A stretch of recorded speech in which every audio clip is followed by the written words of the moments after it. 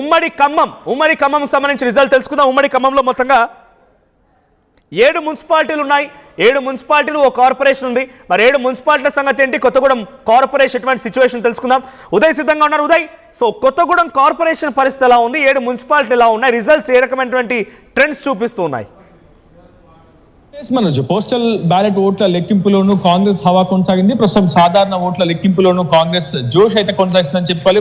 గత కొద్దిసేపటి క్రితం మనకు అందుతున్నటువంటి తాజా సమాచారం ప్రకారం అశ్వారావుపేట మున్సిపాలిటీని ప్రస్తుతం కాంగ్రెస్ కైవసం చేసుకుంది. దాదాపు మెజారిటీ స్థానాలన్నీ కూడా కాంగ్రెస్ ఖాతాలోకి వెళ్లిపోయాయి. బీఆర్ఎస్ టఫ్ ఫైట్ ఇచ్చినప్పటికీ కాంగ్రెస్ అత్యధిక స్థానాలు గెలుచుకుంది. అశ్వారావుపేట మున్సిపాలిటీని తొలుత ప్రస్తుతం కాంగ్రెస్ అయితే కైవసం చేసుకుంది. ఇకపోతే ఏదులాపురం మున్సిపాలిటీలో కూడా అత్యధిక స్థానాలు కాంగ్రెస్ ఖాతాలో వేసుకుందని చెప్పుకోవాలి. మదిర మున్సిపాలిటీలోను అంటే డిప్యూటీ సీఎం బట్టి విక్రమార్క సొంత నియోజకవర్గం అనేటువంటి మదిర నియోజకవర్గంలోని మదిర మున్సిపాలిటీలోను కాంగ్రెస్ అత్యధికమైనటువంటి స్థానాలు అయితే గెలుచుకుంది. కాకపోతే బీఆర్ఎస్ కొన్ని చోట్ల మాత్రం టఫ్ ఫైట్ ఇచ్చినప్పటికీ కాంగ్రెస్ ఖాతాలోనే ఎక్కువ సీట్లు నమోదవుతున్నటువంటి సిచ్యువేషన్ అయితే కనిపిస్తుంది. ప్రధానంగా ఏదులాపురం మున్సిపాలిటీకి సంబంధించి 1వ వార్డు 3, 4, 7, 8, 9, 14, 20, 25, 29తో పాటు 18వ వార్డు కూడా ప్రస్తుతం కాంగ్రెస్ కైవసం చేసుకుంది. వైరా మున్సిపాలిటీకి సంబంధించి మొత్తం 20 వార్డులు ఉండగా కాంగ్రెస్ ఇప్పటికే 8 తన ఖాతాలో వేసుకుంది. ఒక ఇండిపెండెంట్ అభ్యర్థి గెలుపు సాధించినట్లు మనకు సమాచారం ఉంటుంది. అశ్వారావుపేట మున్సిపాలిటీలో బీజేపీ బోని కొట్టిన సమాచారం. కొత్తగూడెం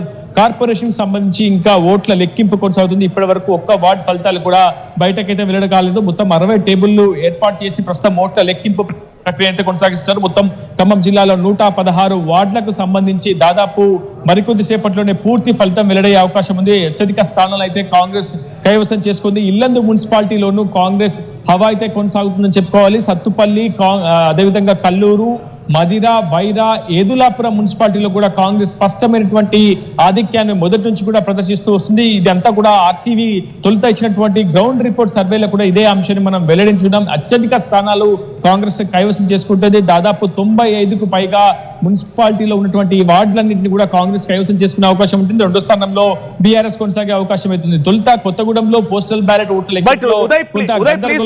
ఖమ్మం నుంచి ఒక బ్రేకింగ్ వస్తోంది. ఆ బ్రేకింగ్ తర్వాత మీ దగ్గర మళ్ళీ వచ్చే ప్రయత్నం చేస్తాను. సో బ్రేకింగ్ న్యూస్ చూస్తున్నాం. మదిరా మున్సిపాలిటీలో కాంగ్రెస్ జోరు కనబడుతోంది. బట్టి విక్రమార్క ప్రాతినిధ్యం వహిస్తున్నటువంటి నియోజకవర్గం ఇది. 22 వార్డులో 9 వార్డులో కాంగ్రెస్ పెద్ద ఎత్తున లీడ్ లో కొనసాగుతోంది. ఇప్పటి వరకు 9 వార్డులు కాంగ్రెస్ గెలిచింది. సో ఇక్కడ బీఆర్ఎస్ ఇంకా ఖాతా తెరవలేదు. 9 వార్డుల్లో కాంగ్రెస్ ఆల్రెడీ గెలుపొందడం జరిగింది. 22 వార్డుల్లో మొత్తం అక్కడ మదిరా మున్సిపాలిటీలో ఉంటే మరి బీఆర్ఎస్ ఇంకా ఎక్కడ ఖాతా తెరవలేదు, కనీసం లీడ్ కూడా చూపించట్లేదు. సో ఓటీ ఉదయ్, సో ప్రెసెంట్ మదిర డైరెక్ట్గా బట్టి విక్రమార్క తెలంగాణ డిప్యూటీ సీఎం బట్టి విక్రమార్క ప్రాతినిధ్యం వహిస్తున్న నియోజకవర్గం మరి. సో మొత్తంగా 22 వార్డులు ఉంటే 9 చోట్ల కాంగ్రెస్ ఇప్పటికే హస్తగతం చేసుకుంది. సో మిగిలిన వాటి పరిస్థితి ఏంటి? ఇక కాంగ్రెస్కి డిక్లేర్ ఇచ్చేయచ్చు అక్కడ? ఆ రిజల్ట్స్ కొనసాగుతున్నాయి ఆ రకంగానే?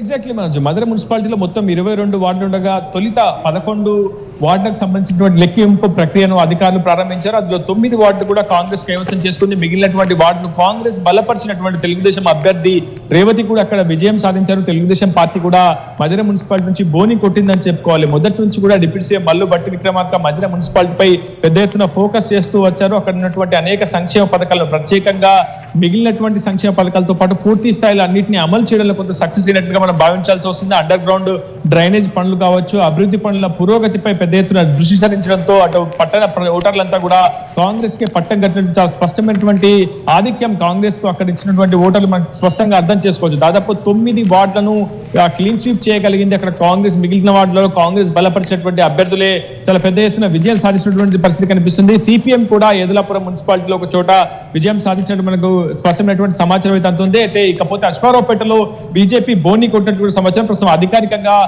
ప్రకటించాల్సినటువంటి సందర్భం అయితే కనిపిస్తుంది. ఏదేమైనప్పటికీ దాదాపు ఉమ్మడి ఖమ్మం జిల్లాలోని 7 మున్సిపాలిటీల్లో కూడా కాంగ్రెస్ స్పష్టమైనటువంటి ఆధిక్యాన్ని ప్రదర్శిస్తూ వస్తుంది. మరికొద్ది సేపటికి సంబంధించి తుది ఫలితం కూడా వెల్లడే అవకాశం ఉంది. కొత్తగూడెం కార్పొరేషన్ లో ఓట్ల లెక్కింపు ప్రక్రియ కొంత ఆలస్యంగా కొనసాగుతుంది. తొలుత పోస్టల్ బ్యాలెట్ లో ఓట్ల లెక్కింపులు కొంత గందరగోళమైనటువంటి వాతావరణం ఏర్పడినప్పటికీ కాంగ్రెస్ తన ఆధిక్యాన్ని ప్రదర్శించినట్టు కూడా అధికార యంత్రాంగం అధికారికంగా ప్రకటించింది. దాదాపు 43 ఓట్లు పోస్టల్ బ్యాలెట్లు లెక్కింపైన సెకండ్ ప్లేస్ లో సిపిఐ కూడా ఉన్నట్లు స్పష్టమైనటువంటి సమాచారం అంతోంది మనోజ్. రైట్. సో ఉమ్మడి ఖమ్మం సంబంధించిన విషయంలో ఒక మున్సిపల్ కార్పొరేషన్ కూడా ఉంది కొత్తగూడెం.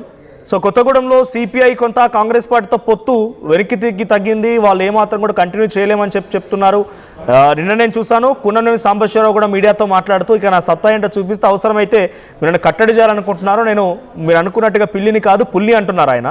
సో కొత్తగూడెంలో కార్పొరేషన్ పైన కమ్యూనిస్టుల ప్రభావం ఏం రకం కనబడుతోంది? సో ట్రెండ్స్లో కాంగ్రెస్ పార్టీ కొంత లీడ్లో ఉన్నప్పటికీ అది ఫైనల్ వరకు కంటిన్యూ అవుతుంది అనుకోవాలా?